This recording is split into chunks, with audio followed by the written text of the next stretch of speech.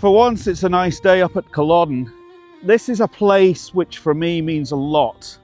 It's where I did some of my first battlefield archaeology way back, in the early 2000s. This could actually be the back wall. Yeah, and it matches up possibly with the rest of that So big long thing. if you look at it that way, this jumbled mound actually starts to make sense, because you can see it continuing. So we may have the other corner here. And I first came here as part of the 2 Men in a Trench BBC series. And this location here, a place called Old Lenna Cottage, which was supposedly here at the time of the battle. I'm not so sure, but we won't go into that right now. But this was where we did some of our first archaeology on this kind of rectilinear lump, which has got rocks protruding from it. And the story at the time when we were here was that this was the site of the Red Barn, which was a notorious story related to the aftermath of Culloden, where Jacobite prisoners and wounded were locked in by victorious government troops, and the place was set on fire. So we thought that if that was the case, archaeology would be able to provide us with some evidence for that. So we put trenches in across here. We had one up against the house there. The result was a big negative. This was not the Red Barn. This wasn't a building at all. It's actually just the wall of a kitchen garden associated with this house. Archaeology now is really part of the modern management of the battlefield. And over the years, what we've done has added really important information to what we know about the battle.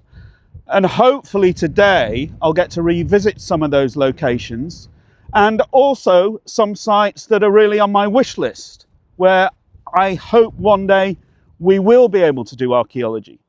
But it's really nice to be back here, and it's an incredible draw, this place. It has a magic.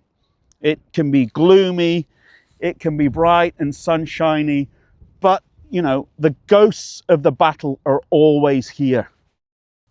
On the 16th of April, 1746, the Jacobites and the British Army came face to face here on Culloden Moor and fought the battle which brought an end to the Jacobite cause.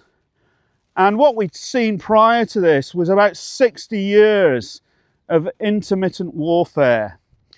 But the one that everybody remembers is Bonnie Prince Charlie and the 45. And this is where it all came to a bloody end. In fact, right where I'm standing was one of the most violent clashes during the battle. But in a nutshell, what we have is the Jacobites form up between two high stone-walled enclosures and wait for the redcoats. At least a lot of them were in redcoats, but it's basically the British Army, otherwise referred to as the government army, approaching from the east in that direction.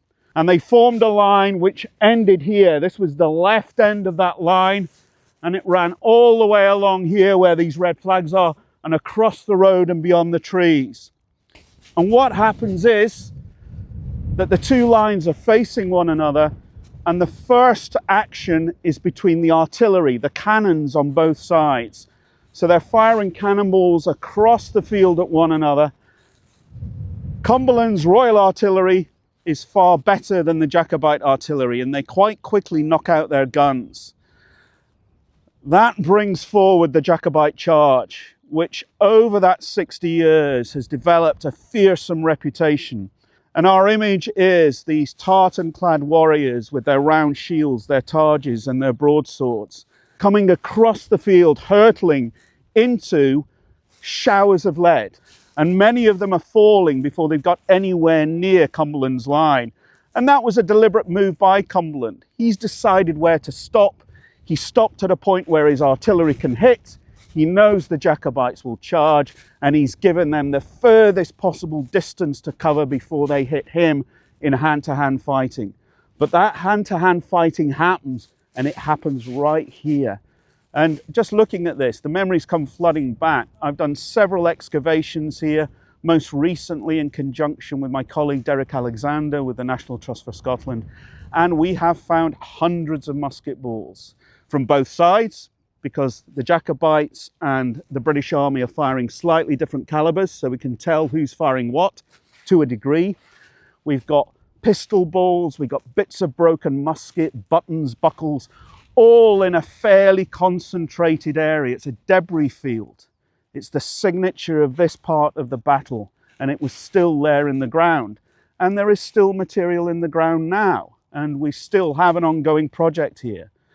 But we have a snapshot of those few minutes, and it was probably no more than half an hour, that hand-to-hand fighting here, and it must have been hell on earth. Swords against bayonets, axes, pole arms. The point is, though, that we have this old-fashioned idea that all the Jacobites were carrying broadswords.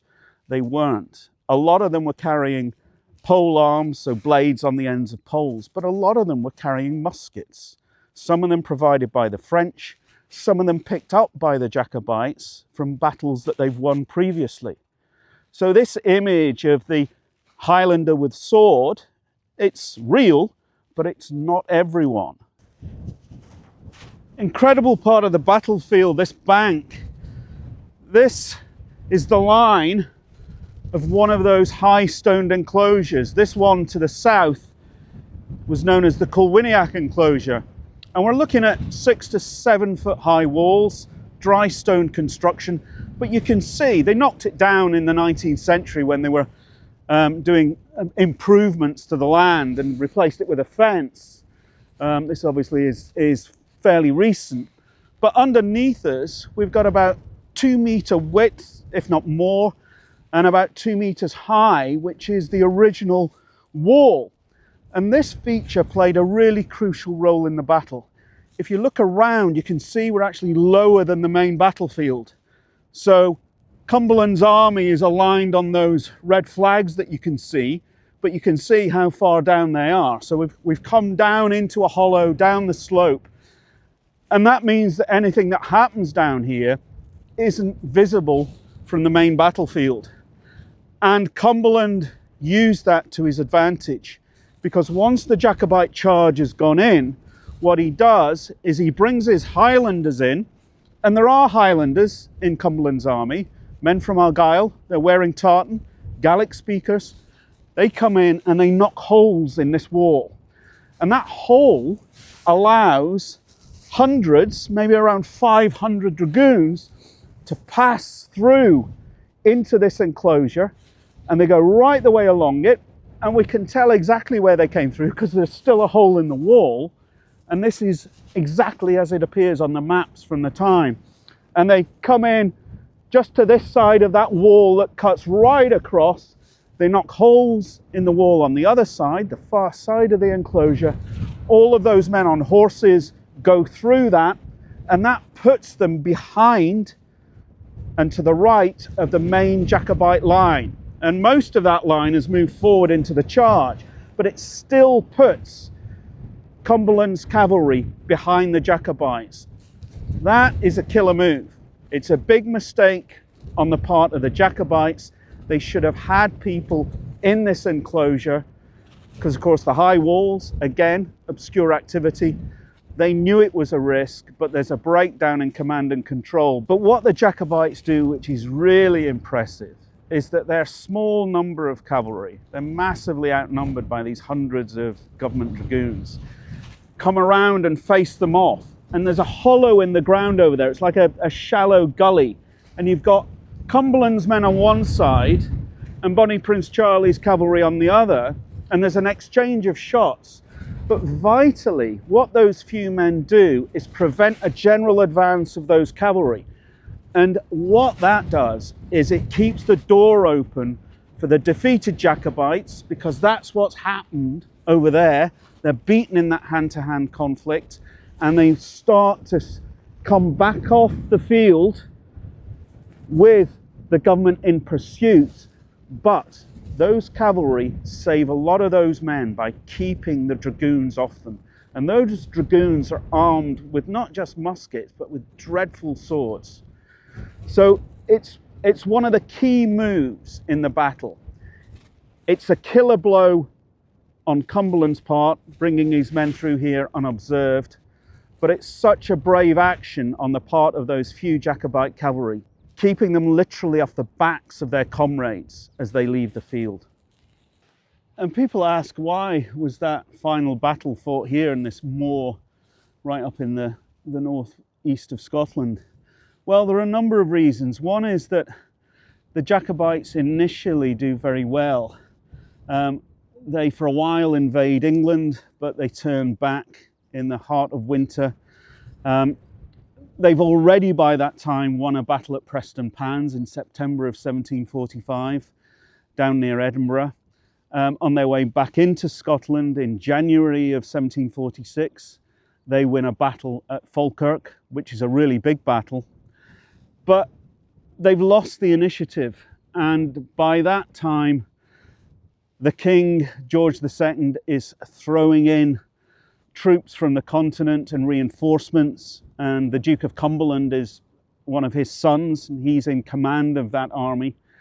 And they push the Jacobites to the north, and a decision is made by the High Command against Prince Charles's wishes that they retire north to Inverness.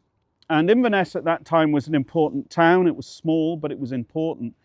And symbolically it was important because Charles very much saw himself as a European prince. He was a member of the royal family. He wasn't a guerrilla fighter. He wasn't a rebel. And he needed that kind of connection to civilized society, I think. So Inverness, as far as Scotland went, by the time they've got up here, is it. It's all he's got left.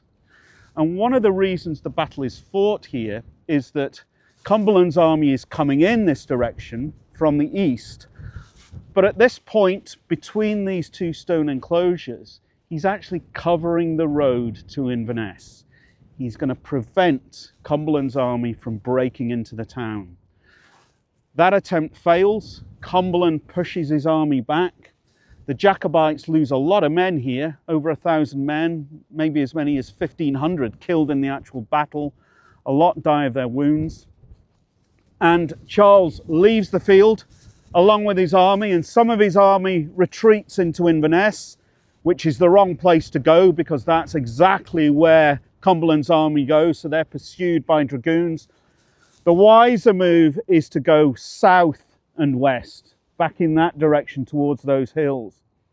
And several days later, the nub of the Jacobite army is at a place called Ruthven Barracks. And the point is that this battle has not destroyed the Jacobite army. There are still thousands of men. The entire Jacobite army wasn't even here on the day. They were away doing other things, some of them trying to get here desperately, but didn't make it on time.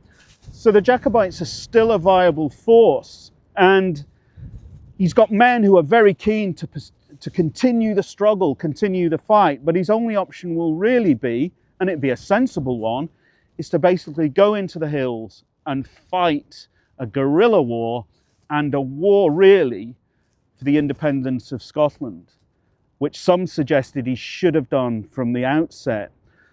But he's knackered. He's had enough. You know, he's fought all of those battles. He's had a lot of barneys with his senior commanders. They've not seen eye to eye. The Irish haven't got on with the Scots in his army, certainly as far as the High Command is concerned. And he's just done. He's a busted flush. So he goes off, and he famously at that point becomes the Prince in the Heather. And then late in the summer of 1746, he's taken off the west coast of Scotland by a French warship and sails back to France.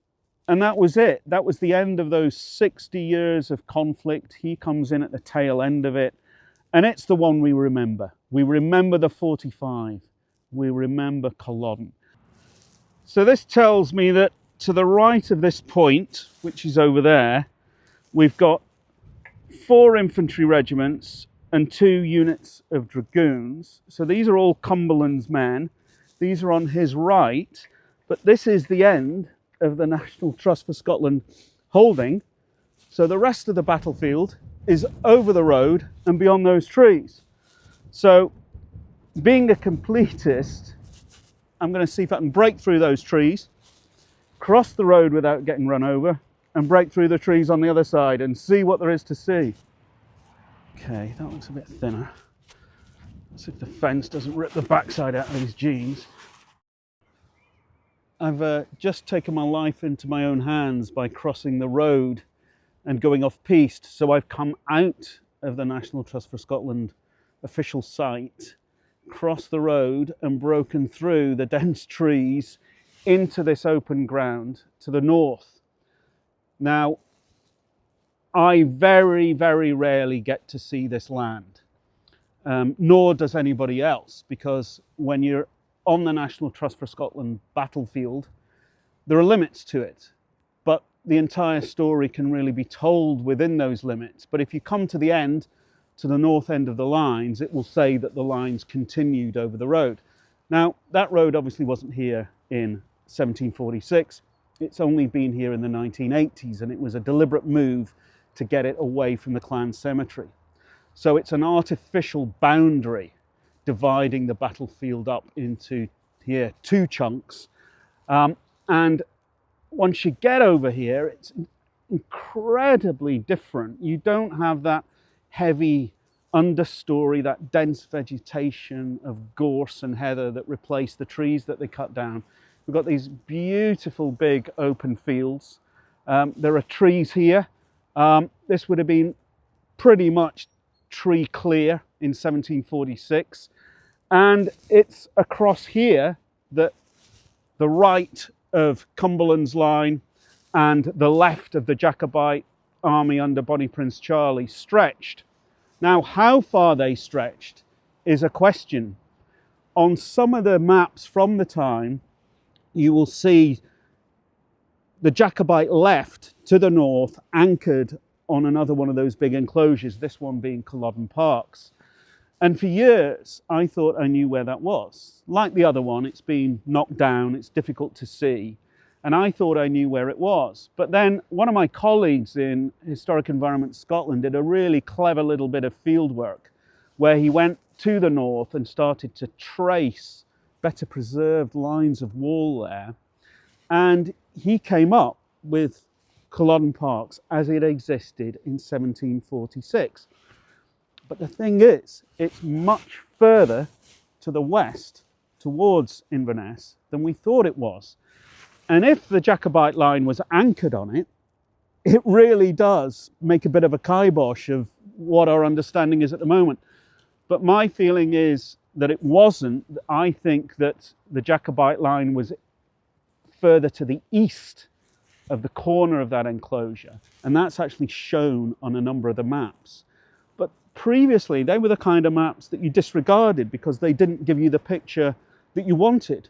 But now with this new information, you go back to them and you go, that's exactly it. That's how it could have worked.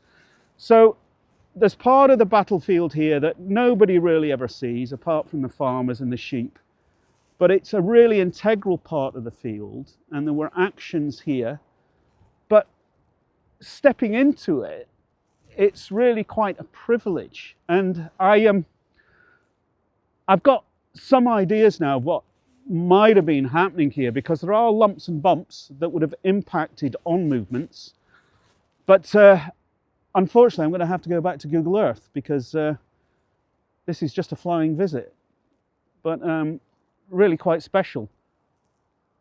So never quite believe what you see on the ground with these formalized battlefields. They do a great job, but even they admit that part of the battlefield is across the road to the north. And of course, this is just farmland.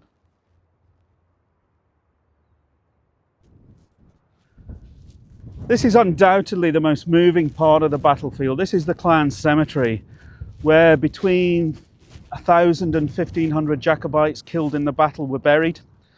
And quite logically, they've buried them close to where most of the killing was done and the dying, and that's just over there. It's where we started out, looking at that hand-to-hand fight with Barrels and Monro's regiment.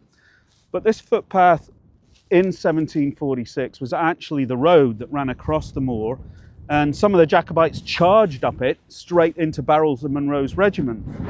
But it was also used after the battle to bring the dead to this location. So those Jacobites that were killed way back there by cannon shot, their bodies would have been put in wagons and trundled up here. They're buried in long pits at the side of the road, and they're marked by stones. We'll get back to that. The most obvious landmark here is this big cairn. And as you can see, it's dedicated to the gallant Highlanders who fought for Scotland and Prince Charlie. Now, the irony there is that that was erected in the 1880s by Forbes of Culloden, who's the big landowner, lived in the house which gave the battle its name. This was his land. But he's romanticising the Jacobites there. But his ancestor, Duncan Forbes of Culloden, in 1745 and 1746, was the most powerful government man in Scotland. In the 1880s, one of his descendants is building this monument to the Jacobites. And that just goes to show how the reputation of the Jacobites had changed. It was a safe topic. We've got Queen Victoria living in a castle in the Highlands of Scotland. Tartan is trendy. It's a different picture.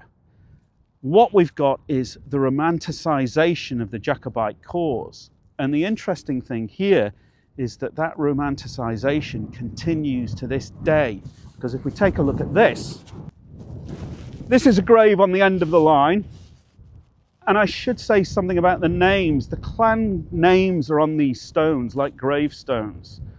So we've got the Stuarts of Appin, we've got the clan Fraser, as you can see here. So a number of the clans are actually named. But that doesn't necessarily mean that the graves that they mark are exclusively occupied by members of that clan. Because after the battle, it would have been mayhem, bodies everywhere.